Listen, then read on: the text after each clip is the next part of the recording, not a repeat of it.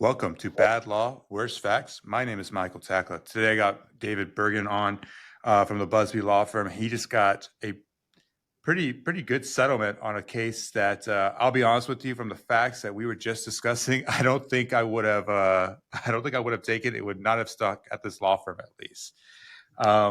David, how are you doing today? I'm well. How are you, Mike? Good, man. Good. Football season's about to start, so I'm pretty excited about that. I'm pretty optimistic about both the Texans and the Aggies this year, but check with me sometime in November and I'll let you know how I feel. Oh, by the way, who's your team? Is it A&M? Is it UT? Yeah, A&M. That's where I went for undergrad. So, and I went during the Manziel years, so I definitely have a really, for a lack of a better term, unnecessarily optimistic view of A&M every year. If you met people who went there during like the 90s, early 2000s, they're like, this is nuts, right? But going during the Manziel years, I'm like, we're the team, right? Yeah. We got a big game tomorrow night against Notre Dame. I think it's a primetime game too, so that'll be exciting. That's right, game day. So that's gonna be crazy. Man, see if it's start off bang or not. Tell me a little bit about your history. How'd you end up at the Buzbee law firm, and how'd you get there, and kind of give me a little bit of background about that. So I'm originally from home for me is Hawaii, and okay. I started out in law school there. So I started out at the University of Hawaii, and then finished up at University of Houston, right here in Houston. Graduated in 2015, and I spent the first few years doing first-party litigation, not personal injury. Okay. And that was a really good opportunity for me to hone and just learn how to practice law. And I always tell people there's three phases of practicing law, and I'm starting to learn this as I come along and as I progress. Step number one is you've got to learn to practice law at an elite level. And that usually takes, as you know, 5 to 7 years or whatever. Everyone's different. And then obviously there's the part where you got to learn to bring in business, and then you got the business side of the law firm too. But look, all three phases are important, but I had an opportunity early on in my career to try a bunch of cases. And I was trying everything from residential roof cases to commercial cases. Got an opportunity to really work in every area and corner of this state, from the Valley all the way up to the Panhandle. So did that for 4 years, and then I've been at the Buzbee law firm going on close to 5 years now. So I had an opportunity. I left my last firm and thought about starting my own, hang my own shingle, and doing that for a while. And then I had an opportunity to come to Wayne County, and I've been here ever since, and I love it, man. So. No, it's always a good opportunity to be working with some of the best on the best cases, right? So as the viewers know, I started off my law firm about 9 months ago, and I did that because what you said at the beginning is exactly right. Like, spend your first few years doing things at the best possible way you can, right? Whatever that means for each person, because we all have for lack of a better term, we all have our own comfort level about how much we want to work, how much we want to do that stuff. But those first few years, know the law, because your later years, you're going to be worried about the business, wherever you are, whether you are, at a law firm or you have your own name on the door. So if you don't have the base level down, everything else will be 10 times tougher. I tell young lawyers, if you had to start somewhere, start with the rules. If you want to figure out really how to do anything, it's right there in your O'Connors.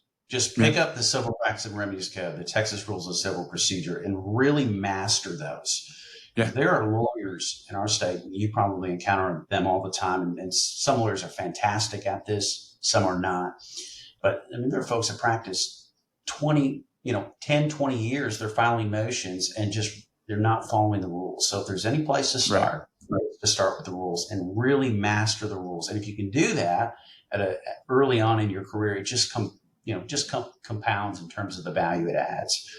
So I think that's a fantastic starting point, is just master and focus on the rules. So, Yeah, master rules. I would also say read a ton, and not even just within your own sphere of like the rules and rules of evidence, but like go out and like read the books, read Keith Mitnick's book, read Rowley's book, read all his books, and then you can kind of intertwine it into what you do as you continue, and practice them, right? So I mean, if you're going to deposition, practice the techniques you read, because what is it? Is it what like learn one, do one, and then teach one, something like that. I 100% believe in it. Yeah, yeah. 100% believe in it. But man, tell me about this case. This was from what you and I talked about off air. I don't think I would have taken this case, but give me a little bit of the facts.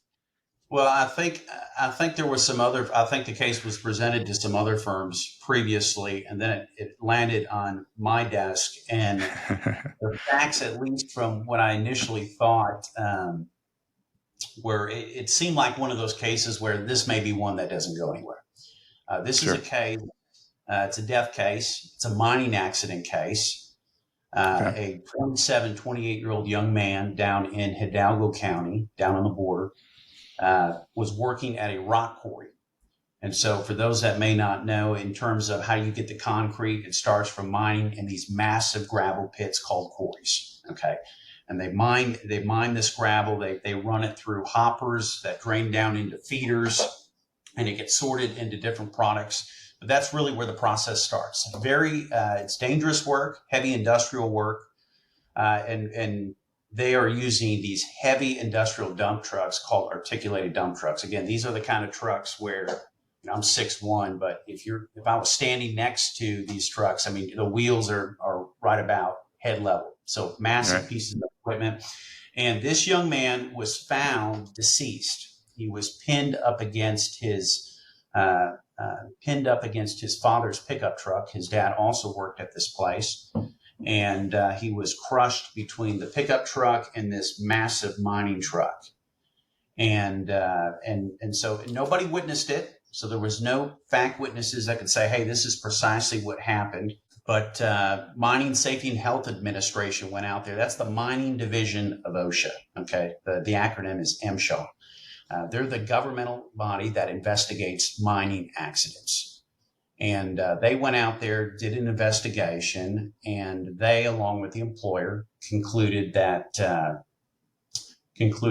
this young man didn't set the park brake on the articulated dump truck. And in addition to that, they did an autopsy and toxicology report, and it was found that he had 3 illicit substances in his body. Cocaine, Xanax, and marijuana. And so when you get a case like this, it seems pretty cut and dry. And the defense's position from the get-go was this was an operator error. This is a situation where this fellow's working way out in the middle of nowhere. And you got to think of these massive rock quarries. They span, usually the way it's done is they'll lease like massive acres on a ranch. And you'll have 5-10 guys out there working, but these guys are they're not remotely close to each other. So you're working alone in your articulated truck. And at least the initial facts, it appeared as this was a driver error. This is a young man that failed to set the park brake, or at least that's what was alleged, and he killed himself. And we spent 3 years proving that is precisely not how he died. It ultimately culminated in a trial in late May, early June of this year down in Hidalgo County.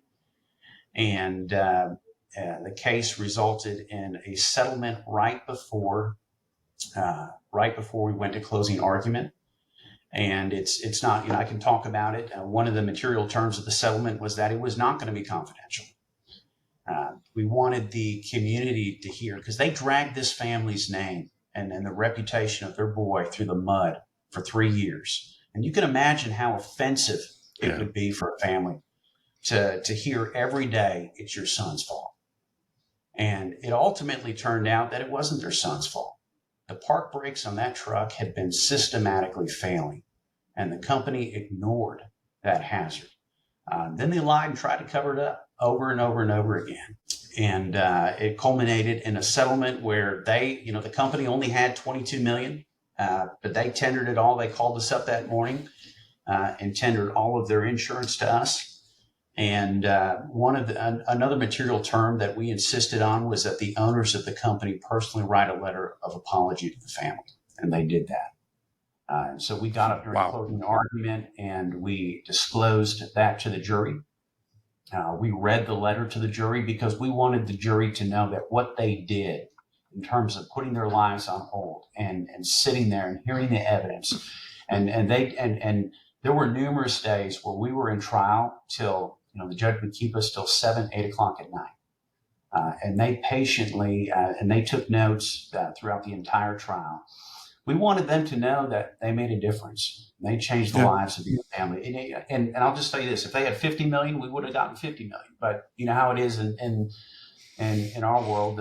Oftentimes, the insurance sets the limits on what you can recover.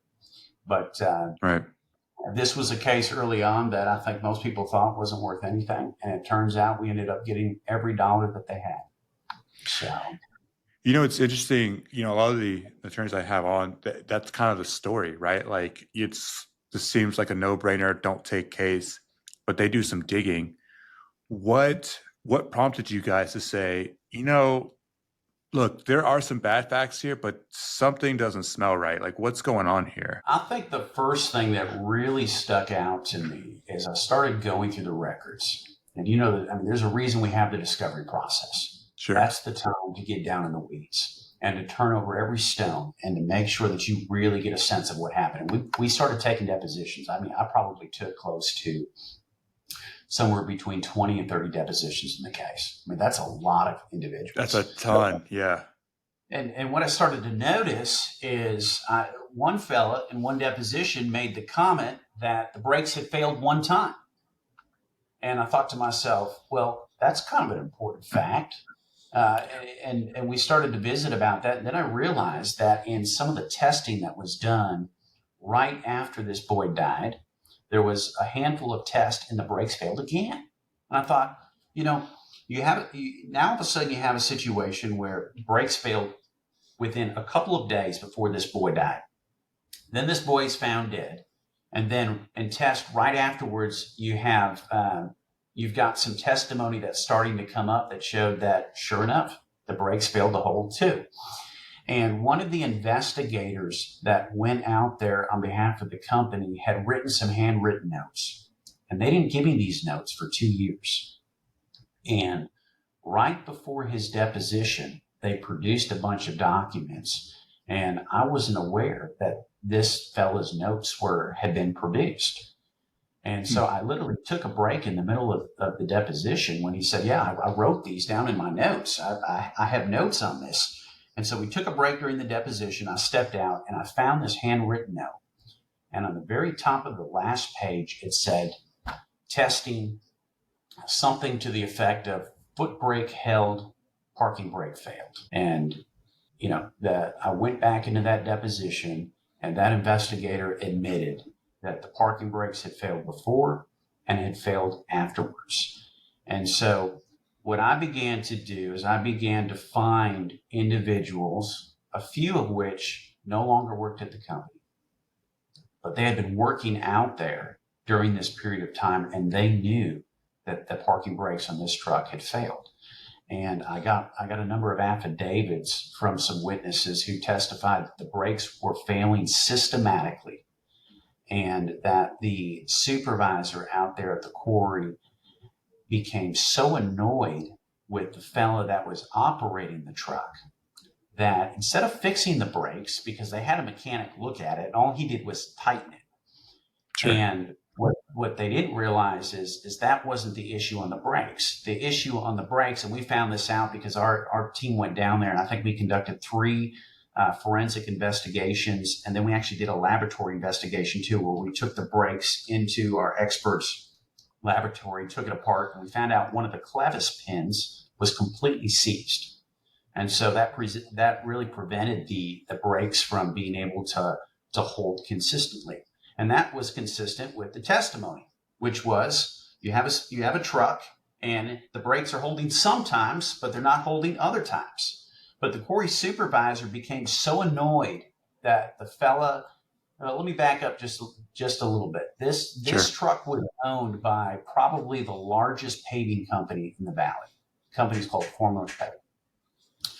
And they were in the process of switching quarries. So there were two massive ranches right next door. They were going to shut down the operation at one ranch because the lease was up. They were going to move over to the new ranch and start up operations there. And so the company had moved their trucks to the new location, but they still needed some trucks temporarily to level the old quarry and return it back to the property owner.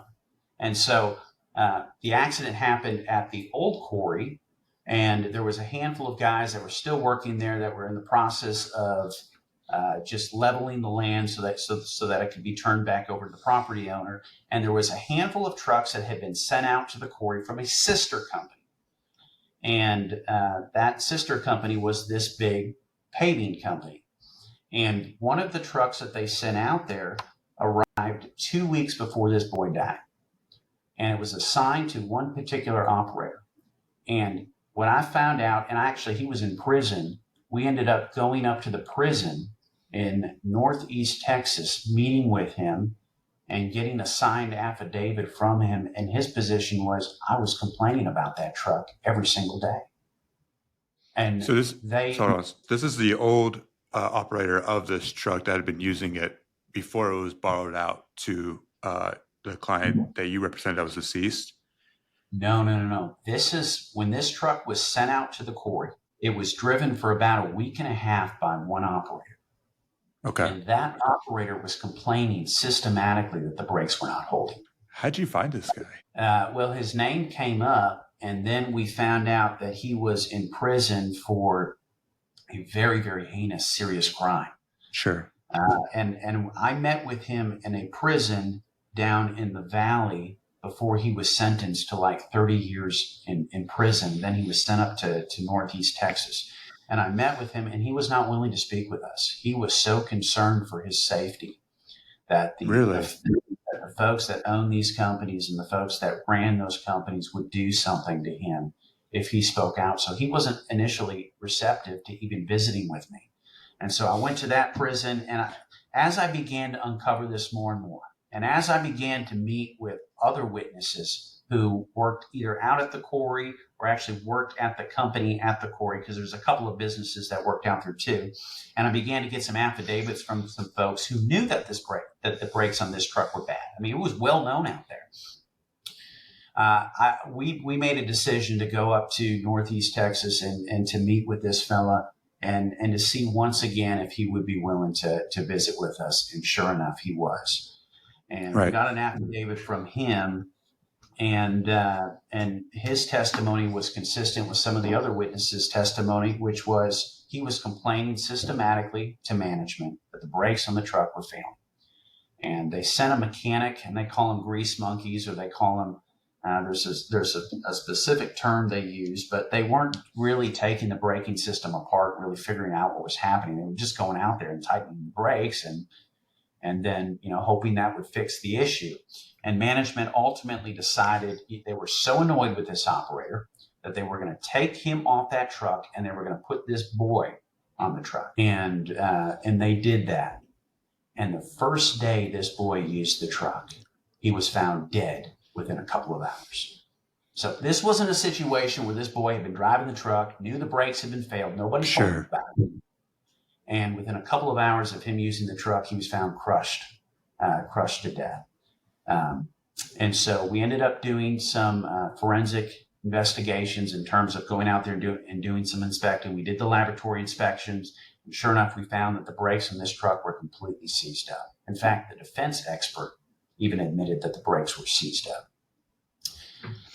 And so we were able to put the pieces together, and we realized, look, this is a truck that never should have been in operation. It should have been taken out of operation. Management knew about it, and they ignored that hazard. So, but we did some things along the way because, again, the defense was still pushing this. Well, the government came out and did an investigation. They concluded the parking brakes weren't set. So we're going to run with that theory.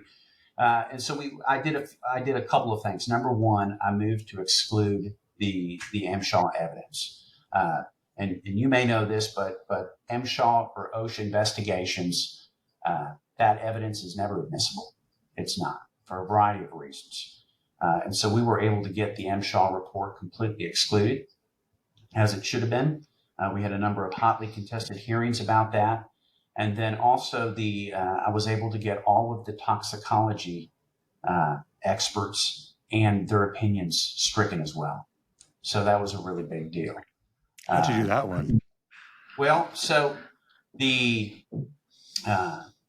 expert report that came out for the retained toxicologist, she reached the conclusion that there were 3 substances in this fellow's body, but she could not opine, and she put this in her report, that the substances were active at the time of his death.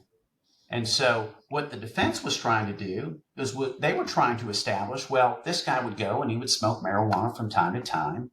And this is kind of his habit. And because this stuff was found in his body, the jury should automatically assume that this fellow was high at the time he died. And that's not how this works. And I told them, I said, imagine in a DUI case where the prosecution gets up and puts the toxicologist on the stand, and the toxicologist says, I can't confirm that he was drunk at the time he was pulled over, but I do know he drinks on Tuesdays. You say, well, that would get thrown out in 2 seconds, but that's exactly what they were trying to do.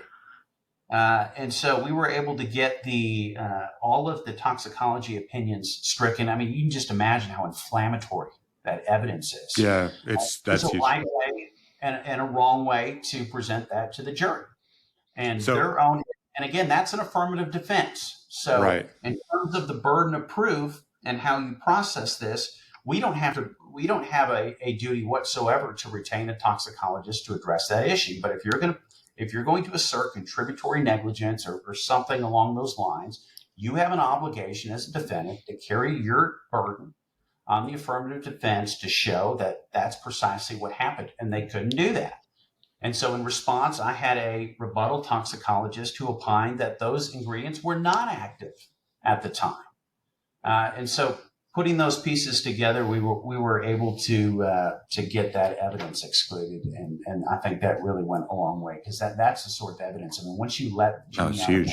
Something like that, it's going to taint the outcome for sure. It's interesting. So, I mean, at the beginning of this podcast and at the beginning of your case, you're looking at an MSHA report, which shows that, not the company's fault, and a report showing that he had some sort of substances in there.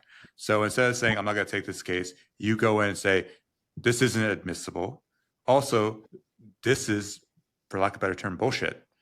And so now you've cleared this story and now have looked through and said, no, this is actually a case in which a company knows that there's a braking problem on a car, doesn't on a huge vehicle, doesn't do anything. And this is the outcome of their choices to not fix something which may cost some money, but definitely should not cost a person's life. So that change in narrative is, I mean, it's a 180. That's nuts. Yeah. The defense brought in a firm out of Colorado and California to come down to the Valley and try the case too. And that was a backhaul too.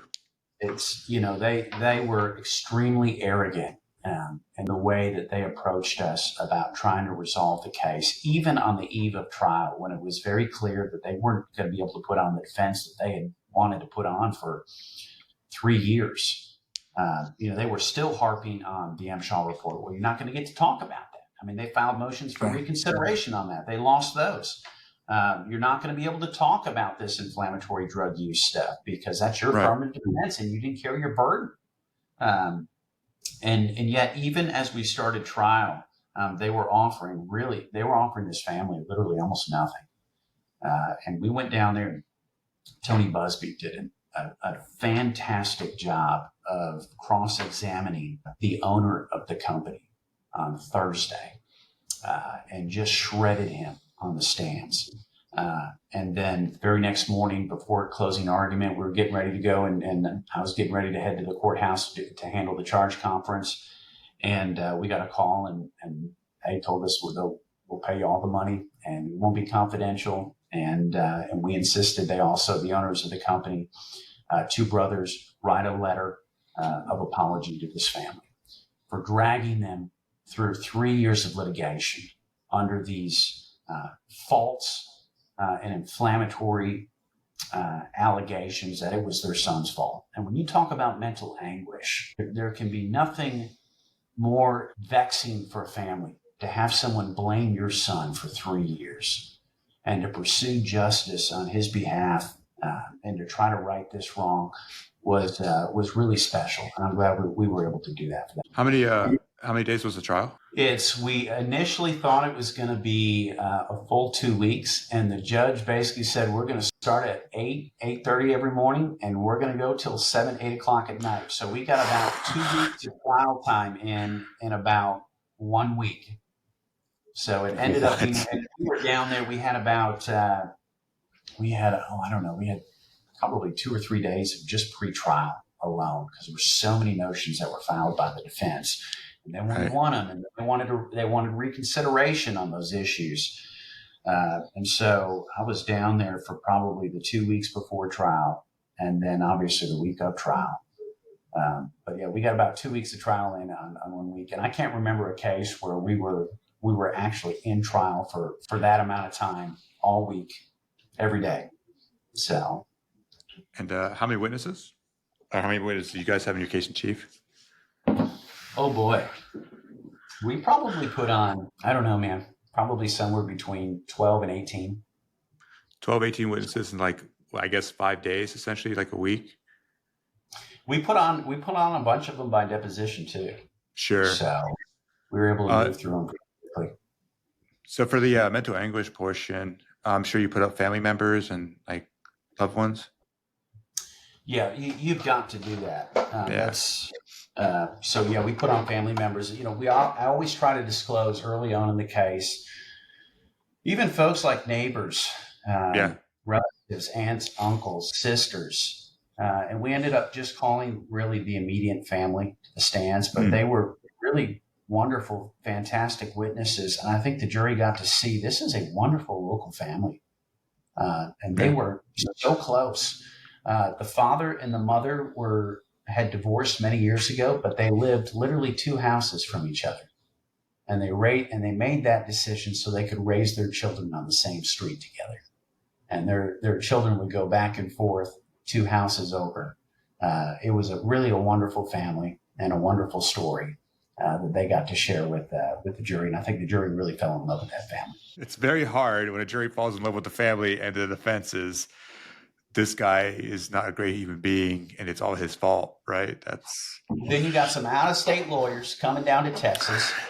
And they're arrogant out of everything. Oh, that's not a good call. Trying to throw out some inflammatory allegation. Here's the thing: if you're going to accuse somebody of some inflammatory conduct, you better have the evidence to back it up, and they just didn't. Yeah. So, but what do you think? For the people listening, what do you think you take away from doing a case like that? Besides keep digging. Yeah, I mean, Tony always tells us lawyers at the firm this, which is there's no small cases, there's only small lawyers. And, you need 3 things for a case, right? You need liability, you need damages, and you need deep pockets, especially in a death case. Sure. Most important are obviously damages and deep pockets. Liability is something that once you start discovering the case, good lawyers are going to make something out of nothing, or they should at least. Right. And if there's facts, and in this case, the truth was there; it was just hidden. This isn't a situation where I got into the case and I found out 2 months later that the brakes failed. I mean, I litigated this case for probably a year and a half, 2 years before these brake issues really started to surface in a very serious, meaningful way. So I would say never give up. I mean, you've got to push. You've got to stay on offense, especially as a plaintiff's lawyer. If you're not on offense and you're not pushing the case forward, taking the depositions, doing the hard work. I mean, it's so easy. We get so busy. We have so many cases. It can be so easy to look at a case at the onset and just say, there's not much here. This is a case that should be settled for nuisance value or should be declined altogether. You just got to push forward. I like what you said. So one thing is keep digging. I mean, you were in this for about a year and a half, and I think it was relatively on purpose. The defense made sure that you wouldn't pick up on anything with the break issue. And then I think once you started seeing gold, you started just going at it, right? And that was probably what caused them the biggest issue in the case. They didn't hide it well enough. For lack of trying, I'll tell you this: they did everything they could to control these witnesses. I mean, even there's a couple of companies involved. One of which we didn't end up suing the company that employed this fellow, and we couldn't do that for obvious reasons. They have workers' comp. Mm-hmm. In the state of Texas, as you know, if you're going to sue a comp subscriber in a death case, you have to represent an heir of the body, which is a surviving wife or children. And this is a 28-year-old young man that was unmarried, had no children, who represented the two parents and the estate claim. So we didn't have a claim against the employer. And the employer had been designated at some point as a responsible third party. And so that's another hurdle that we had to overcome, because their position at some point was, look, if there's any failings that occurred out at this quarry, you should blame the company that was operating and running the quarry. And our position was, well, we narrowed it down to one simple rule, which is if you own a truck, you have an obligation to maintain that truck in good working order. That's the rule. And what we know, you own that truck, the defendant owned the truck, and you sent it out to the quarry, and the witness testimony was immediately the brakes were found. So this isn't a situation where the mining operator who we couldn't sue had that truck for 2 years, and 2 years down the road, the brakes started going bad. Those weren't the facts we were facing. And so we said, look, they sent out a truck to the quarry that was in a defective condition. You own that truck. When you own that truck, you have a duty and obligation to maintain that truck in good working order, and you failed. And so you can try to blame this new operator that took control of this truck 10 days or 14 days before this boy died. But ultimately, the brakes didn't start going bad then. They were bad the minute this truck hit that quarry. And that was our defense. And we knew that if it went to jury, if it had gone to the jury, they may have put some percentage of responsibility on the mining operator who had been designated as a responsible third party. But we knew that the complaints that were ignored and the cover up that was done for several years, I mean, we were very confident the jury was going to award a enormous number. And we stayed afterwards and we visited with the jury. And we had an opportunity, and this is one of the fun parts after trial, is you get to visit with the jury and you get to find out what facts they thought were important. And sometimes the facts that you thought were important weren't as important, and then they really latch on to some issue that you didn't even realize was a really big deal for them. But one of the things they said is they were getting ready to award over $100 million in the case. And so, we were mere hours away from completing closing arguments and handing it over to the jury. And I think the defendant saw the writing on the wall and did the right thing and finally made it right. So, well, you kind of more pulled it out of them than made it right? That's true. I mean, if you're, my opinion is that, because I've settled cases right at closing, and my opinion is that if you're settling the case at closing, they've been beaten up and they're done. There's no point in continuing. And that is a point in time and where from the defense side, you still have the ability to settle the case and move on, because once the closing's done, a lot of us are like, look, I just want to see what the jury's going to give us at this point. Right. So good on you guys. No, really, like, good on you. again, I said at the beginning, but it's probably not a case I would take, but you have changed the narrative completely, right? Man, what can I ask what it settled for? Yeah, 20 overall, it's just shy of $22 million. Okay. Yeah. Yeah. And again, that's all the insurance they had. If they Right. had 50, I think they would have paid us 50 at that point because they knew it was coming. Yeah. So, but Jeez. really great result for the family on a case that, again, from the onset, it seemed pretty open and shut. So, and that's a case I'm personally very proud of because I spent a lot of time on behalf of that family, hunting down witnesses. You know, I went down there a number of times and I met with witnesses and I tracked them up and down the valley. And I went to, even for that one fellow, visiting with him at 2 different prisons, trying to really learn what happened out there. And a lot of times we think as trial lawyers, being a great trial lawyer means standing up in front of the jury and saying all the right things, but really being a good trial lawyer is being willing to get down in the weeds and to do the dirty work and the tough work that it takes to discover a case and make a case out of nothing. No, best trial lawyers are the ones that know how to get evidence. Yeah. Right? Because that's what, as much as we want to pound our chest and say, you know, we're just the most eloquent individuals out there, the best ones are doing what you're doing, getting the evidence, going and finding it, however possible, getting affidavits. What I really like, and you know, obviously most of the viewers on my podcast know, I'm not the one who's going to get you an episode with like most catastrophic injury and how did you get, you know, we've had those, sure. The more interesting cases are the ones that are like yours, where initially I don't think, for example, if I had that case, I don't think I would have signed it up. But to dig, keep getting evidence, as much evidence as possible. You know, you're telling me you had 18 people up on the stand. That means that you had figured out a way to create a story with that many people on a case that not very many people would take, and to keep digging through evidence, keep pushing them. I mean, a year and a half in, you're still looking at this like, I don't know if this is really a case yet, but you keep going. That's what interests me, because you just made a case that, again, most people would say is zero or a costly case for us as attorneys to a $22 million settlement, and literally only in fear of what the verdict is going to be.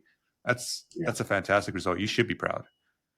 You know, the inverse of it too, that we have to caution ourselves about when we're approaching these cases too, is sometimes you run into the opposite, where you'll have a situation where the liability seems really clear cut, and it's easy to make it a simple, clear cut case.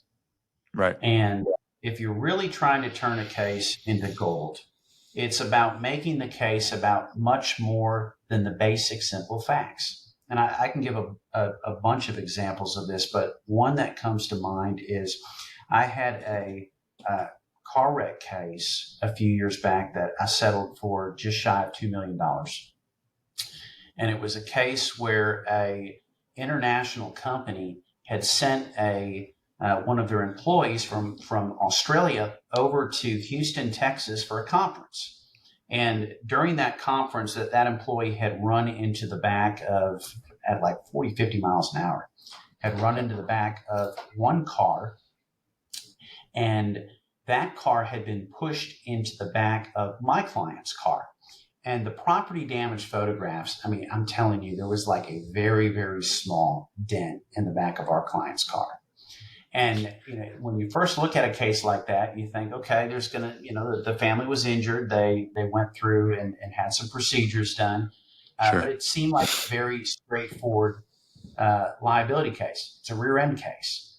Right. One of the things I'm always thinking about is how can I make this about much more than just the simple fact that a driver rear-ended another vehicle that touched and bumped into the back of my client's vehicle.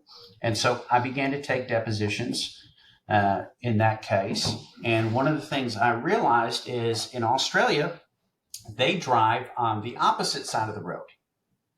And the steering wheel is on the opposite side of the vehicle. And so you have a company that is shipping folks or sending folks from driving in that environment into one of the biggest cities in the United States. And these guys are not comfortable driving under those circumstances. And sure enough, the driver testified he had never, ever driven a car in the United States with a steering wheel on that side of the car, driving on that side of the road. And he and actually a coworker of his just flat out admitted they didn't feel comfortable driving under those circumstances. In fact, the passenger that was in his seat said he was concerned because the guy was driving in such an erratic way because he felt so uncomfortable driving in Houston, Texas traffic under circumstances he had never driven under, that he felt very uncomfortable sitting as a passenger in the vehicle. And I realized, this isn't just about a rear-ender case.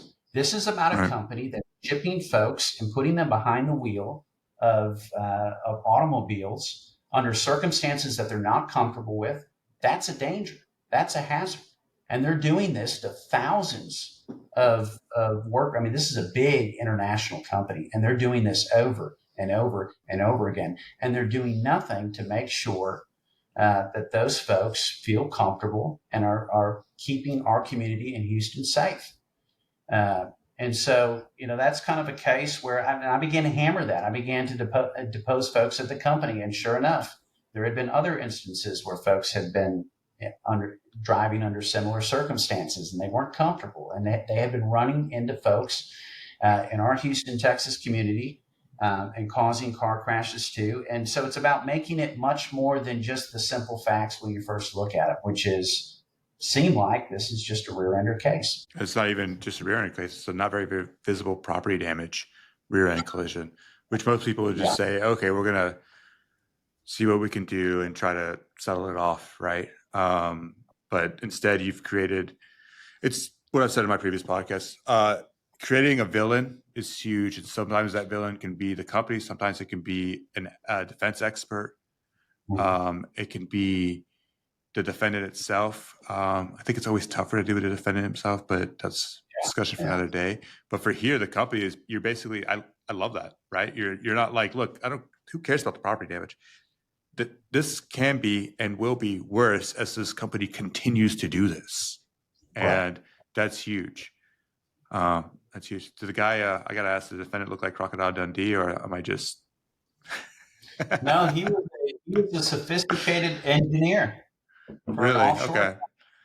Yeah, he was, and he had an Aussie accent. I mean, he came across very sophisticated, and he was truthful. I mean, he told me that those were not circumstances that he should be driving under. Certainly not one of the biggest cities in the United States. Yeah, no, absolutely. And then, the property damage. I mean, that's a whole nother topic. I mean, how do you make a big case when you're looking at photographs where it looks like there's almost no property damage? So you got to get the property damage thrown out, or you get a biomechanical expert like, Lifer or someone like that who can testify that you can be injured in these collisions. You've got to pick your lane and stick with it. Yeah. Well, and I think that's one of the experts I use in the case too. Oh, really? He's fantastic. Yeah. He's that PhD. Yeah, he's fantastic. I think he testifies pretty well, and he doesn't BS. So. He explains foot-pounds of pressure when you're talking about the mechanism of injury, right, and the amount of foot-pounds of pressure that can be exerted into a vehicle and not be reflective in property damage. I mean, you really need somebody like that who's qualified and can do a really good job of explaining that. I mean, because when you get down in the weeds and you find out, hey, it's actually 14,000 foot-pounds of pressure that's being exerted into this vehicle, well, that would explain the whiplash testimony from the clients, that it's consistent with the neck and back injuries that they suffer. Yeah, and I also think that we're just we're conditioned for whatever reason to say not very visible property damage. I don't think this person's particularly injured, right? And reality is that is not the case. So, but no, I mean, good on you for. Like I said, this would be one that I think a lot of attorneys say, okay, well, I'm not going to make a $2 million damage model. All right. I'm going to, see if the family can get some help and then explain to them that this is a tough case. And you going out and saying, no. This is way bigger than this specific set of circumstances. And the only way to do that is to dig hard, and to not be scared about creating that damage model as well too. So, well, that's why you got to be aggressive and stay on offense, right? I mean, that's our job. At the end of the day, as the plaintiff, we carry the burden of proof, and that requires us to be relentless to pursue justice on their behalf. And it takes time. I mean, it takes effort to get all the depositions and get all the experts and check all the boxes and really put the defendant in a position where you're inviting so much risk that if they decide to go, to go down there and ring the bell, it's going to turn out poorly for them. Absolutely. Well, man, thank you so much for coming on. This was fantastic information. I really like the story. I think that it brings home the fact that you're right. I think the title of this podcast has to be, you're the plaintiff attorney. Be on offense. Not just that. There's no small cases. There's only small lawyers. And I have to remind myself of that all the time. So, I don't feel like a small lawyer, but when I go to Buzbee's office, a little bit going up to the 75th floor. So you guys got a really nice office suite. I'll tell you that much. Thank you. But no, I mean, thank you guys so much. If someone can get in contact with you for a case, who would they contact? How would they contact you? You can either call our main office number, which is 713-223-5393. That's our main office line. Or you can shoot me a direct email at dbergen, BERGEN, @txattorneys.com. Perfect. All right. Thank you so much. Thanks, Mike.